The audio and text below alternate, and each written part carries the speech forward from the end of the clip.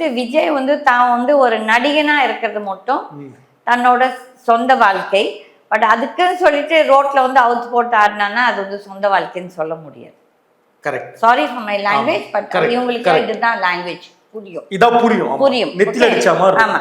அப்போ அவங்க இப்போ அரசியலுக்கு வந்தப்புறம் தான் முதலமைச்சரே ஆன மாதிரி தான் அந்த நபர் நடந்து கொண்டு பேசிக்கொண்டு இருக்குது. யானைக்கு மதம் பிடிச்சி அது என்ன செய்யுது அது பேசாது, கத்தும்.